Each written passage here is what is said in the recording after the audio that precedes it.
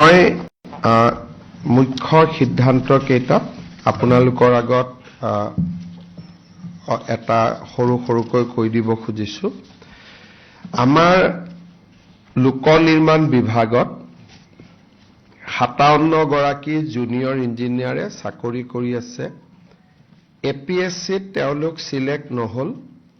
তেওঁলোকক আমি ৰেগুলেশ্যন 3Fত চাকৰি কৰাৰ সুবিধা দি থকাৰ সিদ্ধান্ত গ্ৰহণ কৰিছো। আজি আমাৰ কেবিনেটত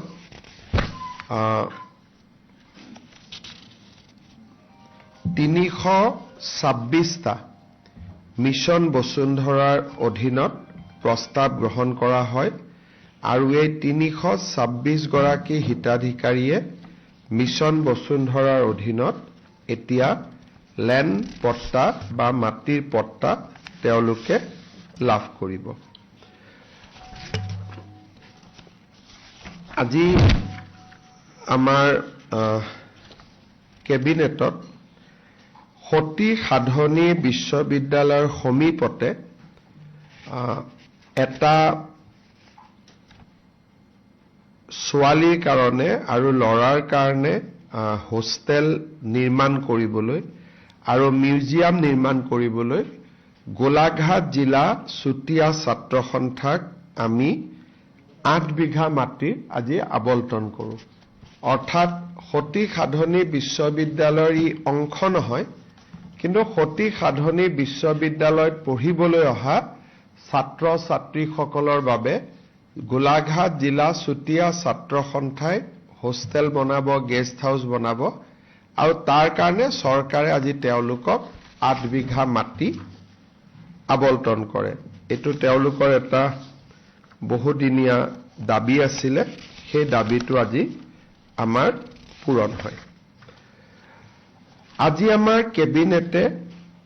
বৰাক উপত্যকাৰ শ্ৰীভূমি জিলাৰ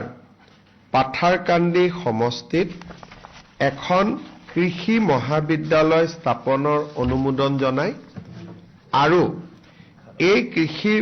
মহাবিদ্যালয়খন 122 কোটি টকা খৰচ কৰি নিৰ্মাণ কৰা হ'ব। বৰাক উপত্যকাৰ এইখনেই প্ৰথম এগ্ৰিকালচাৰেল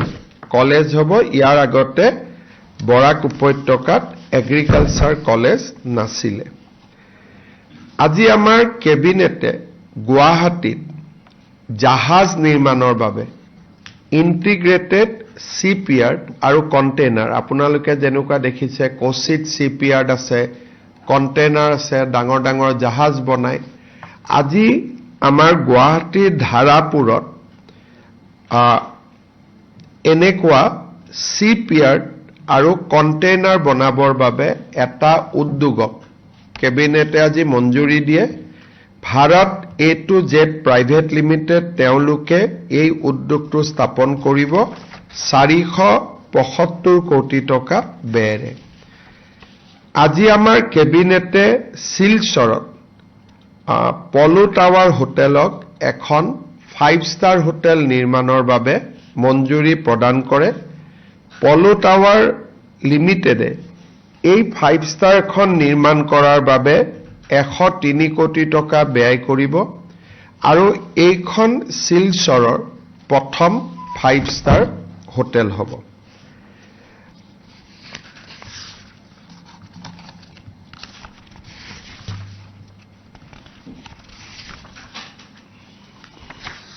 আজি আমাৰ কেবিনেটে লোক নিৰ্মাণ বিভাগক 241টা পথ নিৰ্মাণৰ বাবে 519 কোটি টকা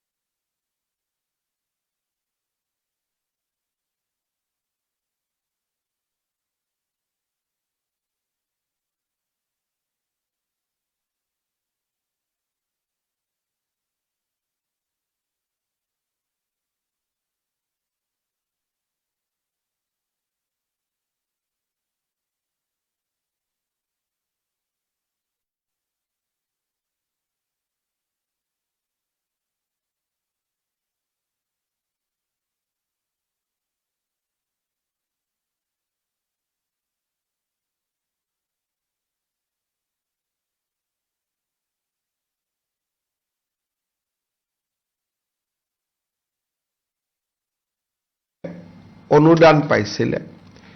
সেই 25,000ৰ ভিতৰত যিসকলে প্ৰথম পুঁজি সৎ ব্যৱহাৰ কৰিলে তেওঁলোকক দ্বিতীয় কিস্তিৰ ধন 11 তাৰিখে দিবৰ বাবে সিদ্ধান্ত গ্ৰহণ কৰে আৰু ইয়াৰ বাবে প্ৰয়োজনীয় 130 কোটি টকা কেবিনেটে অনুমোদন কৰে। আজি আমাৰ কেবিনেটত আপোনালোকে জানে যে পঞ্চায়ত আৰু ৰুৰেল ডেভেলপমেণ্ট ডিপাৰ্টমেণ্টৰ কন্ট্ৰেকচুৱেল এমপ্লয়ীসকলৰ লগত তেওঁলোকৰ বিভিন্ন দাবীৰ সম্পৰ্কত মোৰ আলোচনা হৈছিল। তেওঁলোকৰ মুখ্যতঃ দাবী আছিল যে তেওঁলোকৰ চাকৰিৰ কাৰ্যকাল 60 বছৰলৈকে বঢ়াব লাগে। আজি কেবিনেটে পঞ্চায়ত আৰু ৰুৰেল ডেভেলপমেণ্ট ডিপাৰ্টমেণ্টত কন্ট্ৰেকচুৱেল চাকৰি কৰি থকা আসাম ষ্টেট ৰুৰেল লাইভলিহুড মিছনত চাকৰি কৰি থকা আৰু গোলাপ বৰবৰা ইনষ্টিটিউট অফ ৰুৰেল ডেভেলপমেণ্টত কাম কৰি থকা কন্ট্ৰেকচুৱেল এমপ্লয়ীসকলৰ কাৰ্যকাল সেই সকলৰ বাবে 60 বছৰলৈ বৃদ্ধি কৰে যি ইতিমধ্যে 45 বছৰত ভৰি দিছে। অৰ্থাৎ যিসকল কৰ্মচাৰীৰ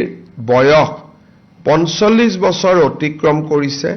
বেলেগ ডিপাৰ্টমেণ্টত এতিয়া তেওঁলোকে চাকৰিত আবেদন কৰিব নোৱাৰে তেওঁলোকৰ কাৰণে আমি চাকৰিৰ কাৰ্যকাল 60 বছৰলৈ বৃদ্ধি কৰিছো।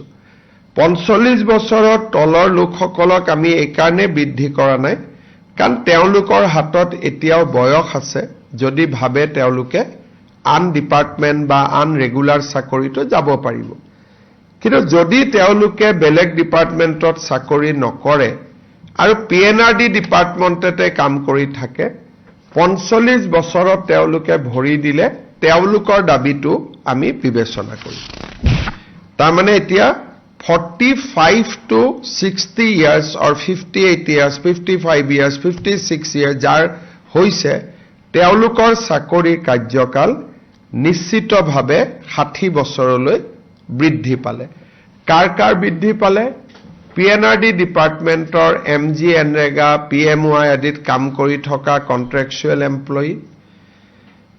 আসাম ষ্টেট ৰুৰেল লাইভলিহুড মিছনত কাম কৰি থকা কন্ট্ৰেকচুৱেল এমপ্লয়ী আৰু SIRD বা Golap Borbora institute of rural development ডিপাৰ্টমেণ্টত কাম কৰা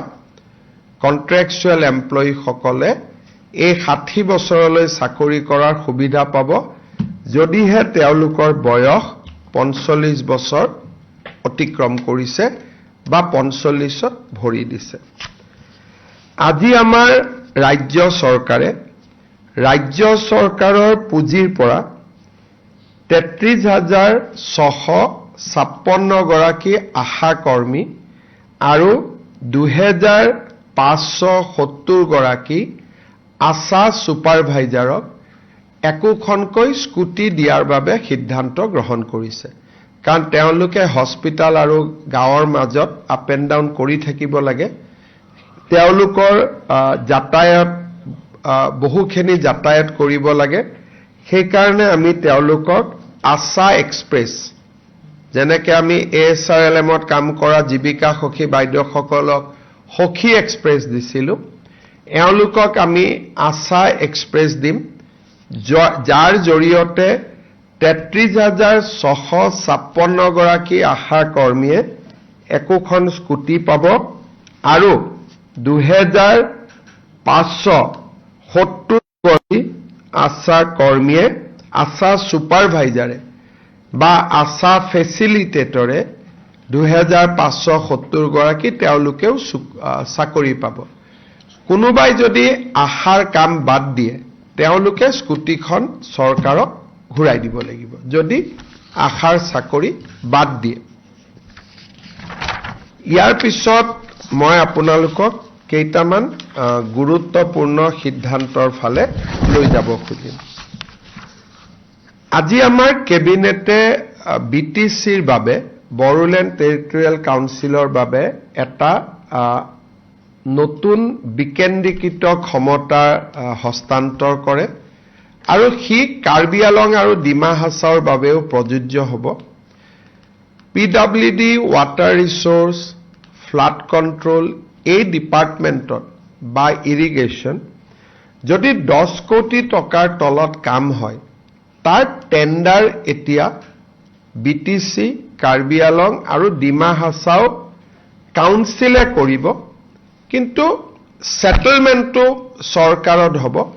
কিন্তু প্ৰাৰম্ভিক টেণ্ডাৰ কৰাৰ অথৰিটি আমি BTC, ডিমা হাছাও আৰু কাৰ্বি আলং কাউন্সিলক আমি হস্তান্তৰ কৰিছোঁ। ইয়াৰ ফলত BTCত চৰকাৰী আঁচনি ৰূপায়ণৰ পথ ক্ষিপ্ৰ হ'ব। BTCৰ মুৰব্বী হাগ্ৰামা মহিলাৰী ডাঙৰীয়াই এইটো অনুৰোধ কৰিছিল। আজি আমি কেবিনেটত সেই অনুৰোধটো মঞ্জুৰ কৰোঁ আৰু যেহেতু BTCত দিয়া হৈছে ডিমা হাছাও আৰু কাৰ্বি আলঙতো এই অধিকাৰ আমি দিবৰ বাবে সিদ্ধান্ত গ্ৰহণ কৰোঁ।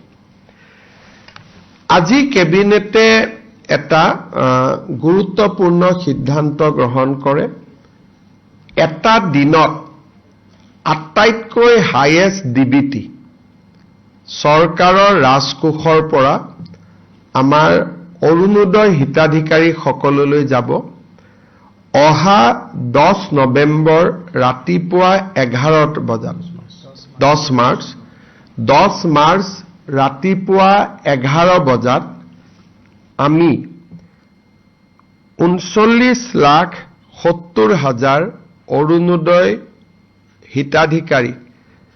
9,000 টকা হস্তান্তৰ কৰাৰ সিদ্ধান্ত লৈছোঁ। ইয়াৰ ফলত একেদিনাই চৰকাৰৰ 3,600 কোটি টকা খৰচ হ'ব। অসমৰ ইতিহাসত এটা দিনত হস্তান্তৰিত হোৱা এইটোৱেই আটাইতকৈ ডাঙৰ ধন হ'ব।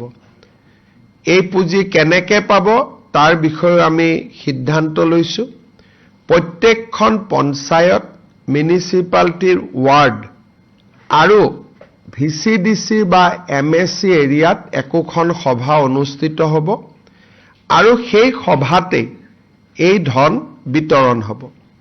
কেন্দ্ৰীয় কাৰ্যসূচী জ্যোতি বিষ্ণু কলা মন্দিৰত অনুষ্ঠিত হ'ব আৰু এটা দিনতেই 3,600 কোটি টকা আমাৰ মহিলা আই মাতৃসকলৰ একাউণ্টলৈকে হস্তান্তৰিত হ'ব।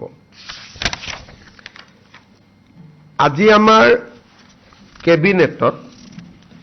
আপোনালোকৰ মনত আছে 2025 চনৰ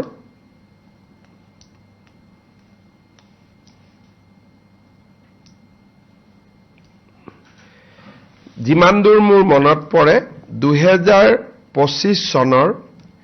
13 জানুৱাৰী তাৰিখে আমাৰ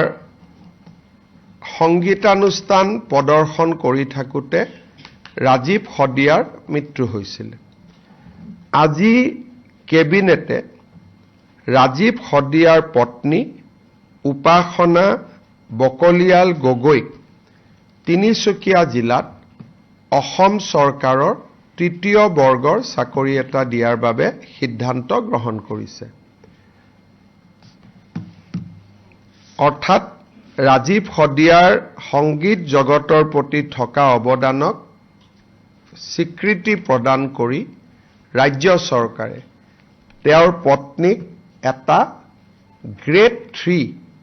পোষ্ট দিবৰ বাবে সিদ্ধান্ত গ্ৰহণ কৰিছে। আমি যিমান পাৰোঁ চেষ্টা কৰিম যাতে মডেল কোড অফ কণ্ডাক্টৰ আগতে যাতে এপইণ্টমেণ্টটো দিব পাৰোঁ। আজি কেবিনেটে তাত মঞ্জুৰি প্ৰদান কৰিছে। ভাৰতীয় ন্যায় সংহিতাৰ BNSS আণ্ডাৰ BNSS সেকশন 346(1) এই ধাৰাৰ অধীনত ৰাজ্য চৰকাৰে গুৱাহাটী উচ্চ ন্যায়ালয়ৰ মুখ্য ন্যায়াধীশ গৰাকীক জুবিন গাৰ্গৰ হত্যা গোচৰৰ ডে টু ডে ট্ৰায়েলৰ বাবে এখন fast track oblique exclusive court এখন গঠন কৰি দিবৰ বাবে আজি কেবিনেটে গুৱাহাটী উচ্চ ন্যায়ালয়ক অনুৰোধ কৰিবৰ বাবে কেবিনেটে আজি সিদ্ধান্ত লৈছে কেবিনেট সিদ্ধান্ত আমি গুৱাহাটী উচ্চ ন্যায়ালয়ৰ মুখ্য ন্যায়াধীশক অৱগত কৰিম আৰু পৰৱৰ্তী কাৰ্যসূচী বা পৰৱৰ্তী ব্যৱস্থা গুৱাহাটী উচ্চ ন্যায়ালয়ৰ মুখ্য ন্যায়াধীশ গৰাকীয়ে গ্ৰহণ কৰিব এটা আমি ইয়াত নিশ্চিতভাৱে উল্লেখ কৰিম যে এই গোচৰ আৰম্ভ হোৱাৰ পিছত ইউজুৱেলি হত্যা গোচৰত কোনোবা এজন অভিযুক্ত হলেও আদালতে বিচাৰ চলি থাকিলে ৩-৪ মাহত অভিযুক্তসকলক জামিন দিয়ে কিন্তু বৰ্তমানৰ যিখন কোৰ্টত এই গোচৰটো চলি আছে আমি দেখা পাইছো যে বৰ্তমানৰ ন্যায়াধীশ গৰাকীয়ে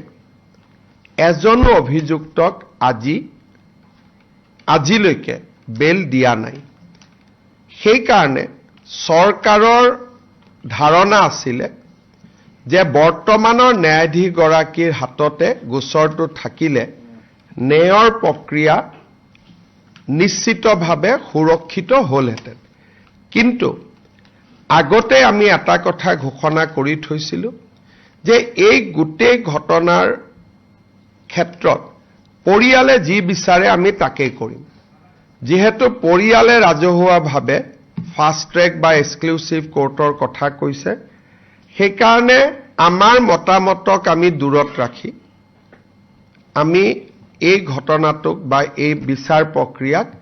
ফাষ্ট ট্ৰেক কোৰ্টত বা এক্সক্লুচিভ কোৰ্টত আমি দিবৰ বাবে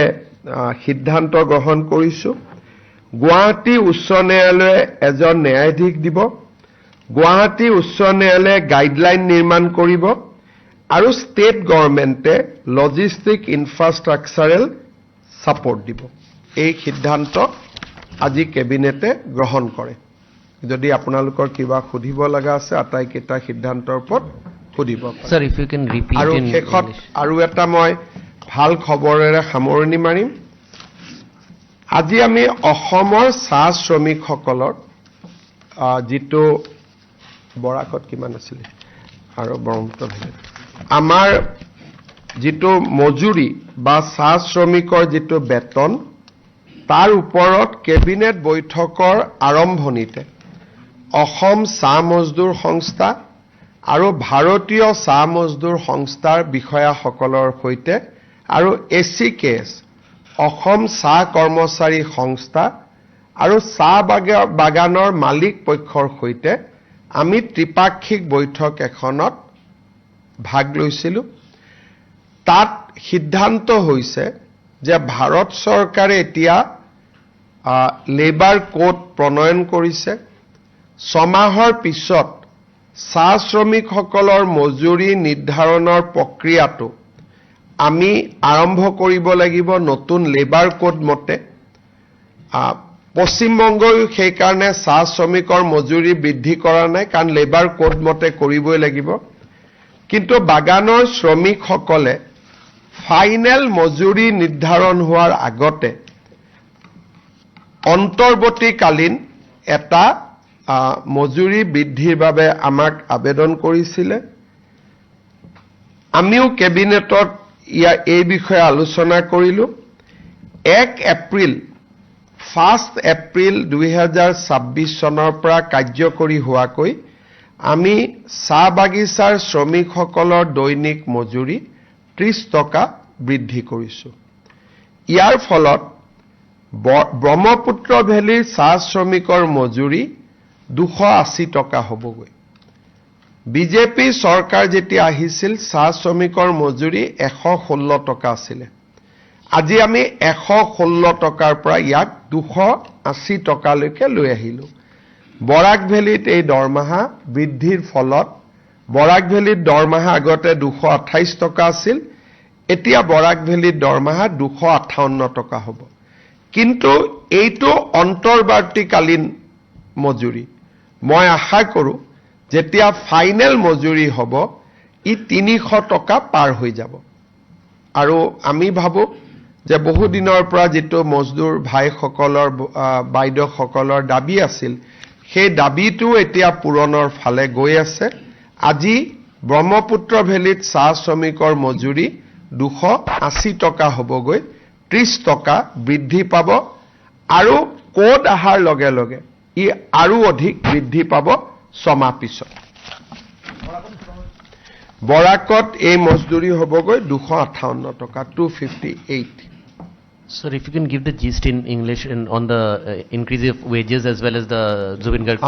Today, Assam Cabinet has increased the daily wages of tea garden workers by 30 rupees as an interim measure.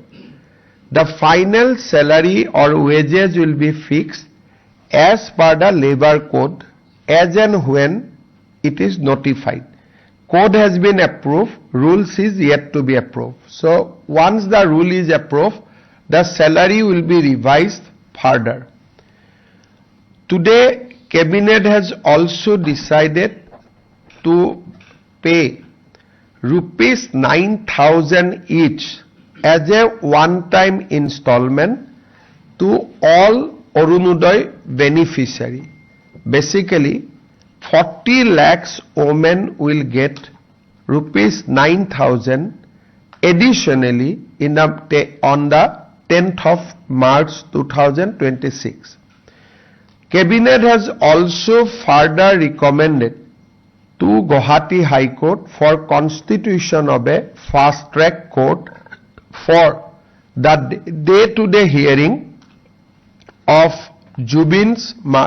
Garg's murder case. Or as the trial is going on, we have recommended for a fast-track court so that trial can be conducted on day-to-day basis. Also, sir, if you can add the aviation turbine fuel and the ship. The Cabinet has also reduced the aviation turbine fuel cost, VAT of aviation turbine fuel by 5%. So that the cost of aviation turbine fuel become equal in Calcutta and Guwahati airport. The Cabinet also recommended, you are asking for which? A unit to basically a shipbuilding unit, a new industrial unit in Assam.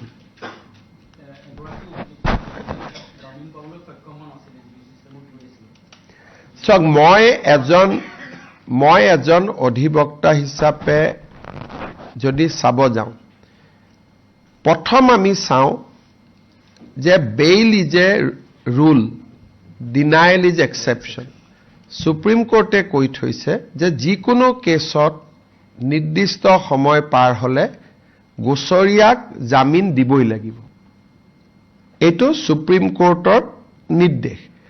only exceptional কেছতহে জামিন নামঞ্জুৰ হয় বৰ্তমানৰ যিগৰাকী ন্যায়াধীশ সন্মানীয় ন্যায়াধীশ তেওঁ জুবিনৰ ঘটনাটোক এক্সেপশ্যনেল বা অসাধাৰণ ঘটনা বুলি ধৰি লৈ আজিলৈকে এজনো অভিযুক্তক জামিন দিয়া নাছিলে এজন অধিবক্তাই সদায় বিচাৰিব যে এনেকুৱা এজন বিচাৰ অধিপতিৰ ওচৰত কেছটো চলি থাকক যি কেছটো ইতিমধ্যে ভাল কৰি বুজি পাইছে কিন্তু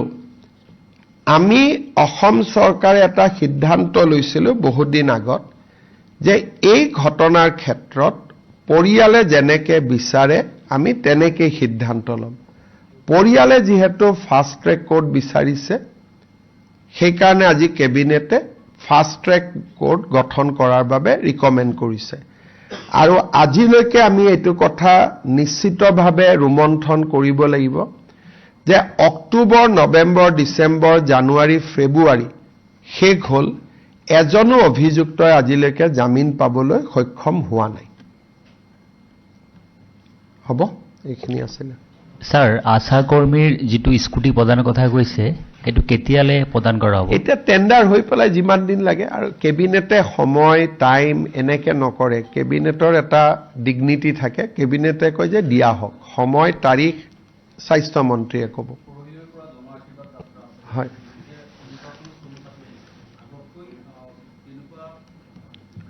আমাৰতো আমি এইটোৱে কৈছো যে যোৱা 5 বছৰত আমি অবিৰামভাৱে কাম কৰিছো প্ৰতি সপ্তাহত cabinet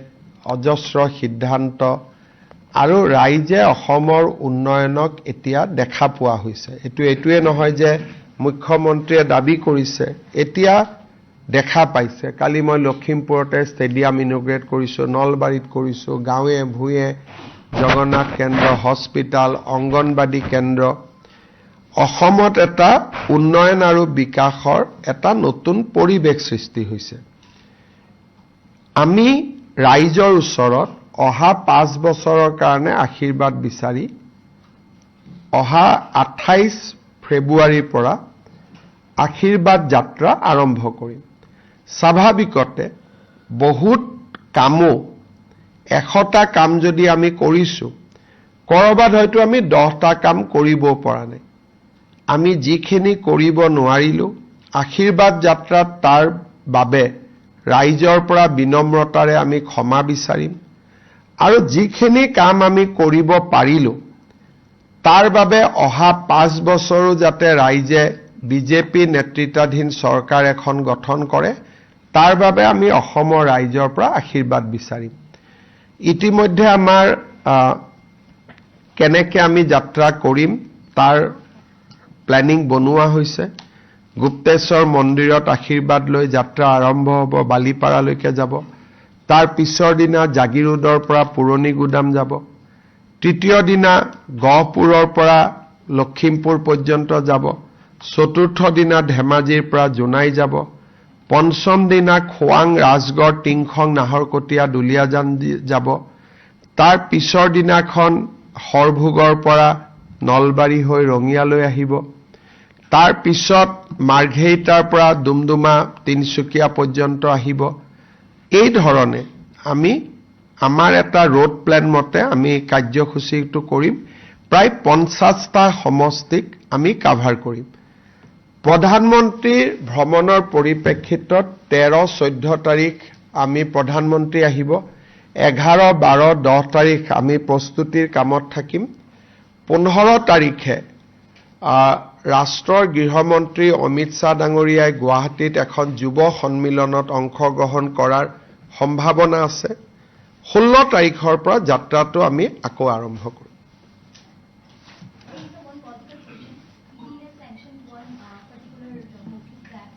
for the former finance minister P. Chidambaram. Today, if you, because I am completely cut off from the world,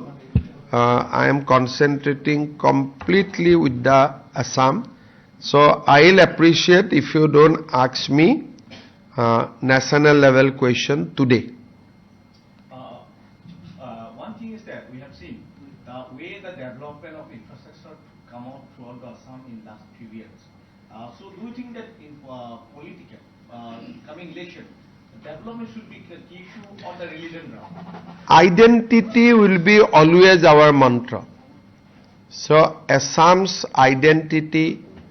and to make Assam free from encroachers,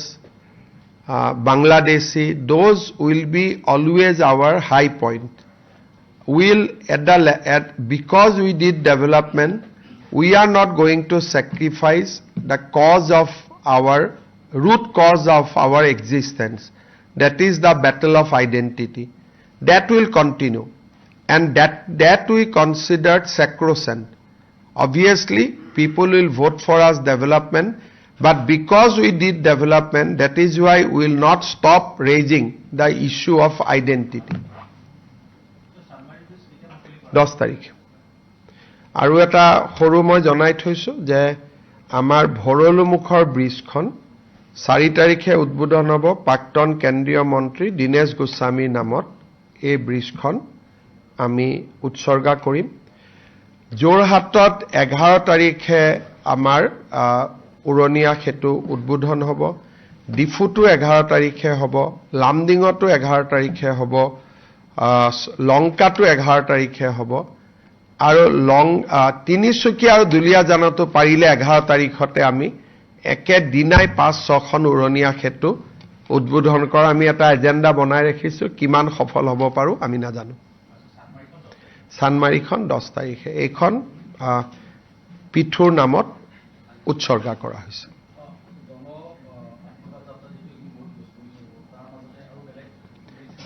তাৰ মাজতেতো মোৰ পৰা একো নহ'ব খালি ৰাতি মই ঘূৰি আহিম অফিচৰ কাম কৰি থাকিম মিত্ৰতা দল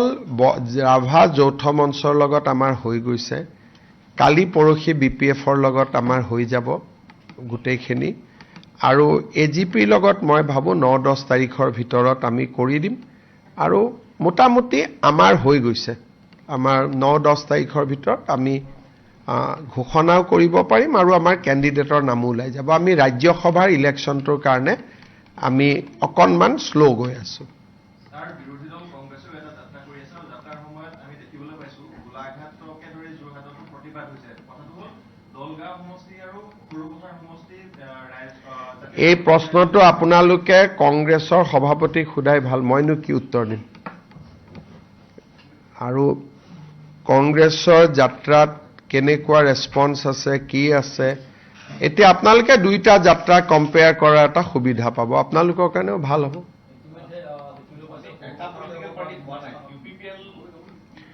ইউপিপিএলৰ লগতো দুটা তিনটা কথাত সহমত অনাৰ বাবে আমি প্ৰায় চূড়ান্ত হৈছে কেতিয়াবা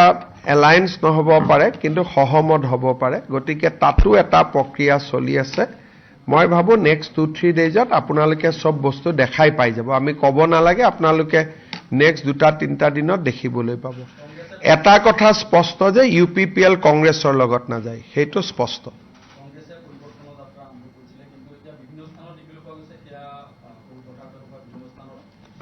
যথেষ্ট বিসম্বাদ হৈছে তেওঁলোকৰ মাজত বিদ্ৰোহ হৈছে গৌৰৱ গগৈৰ সন্মুখত ডাইৰেক্ট তেওঁলোকে কুৱেশ্যন কৰিছে যিবোৰ সমৰ্থন আছে সং মই এটাই কথা কম তেওঁলোকে পৰিৱৰ্তন যাত্ৰা কৰিব আমি আশীৰ্বাদ যাত্ৰা কৰিম আপোনালোকে এটা সুবিধা পাব যে দুইটা যাত্ৰাৰ মাজত তুলনা কৰি ৰাইজক সঁচা কথা জনোৱা সুযোগ এটা পাব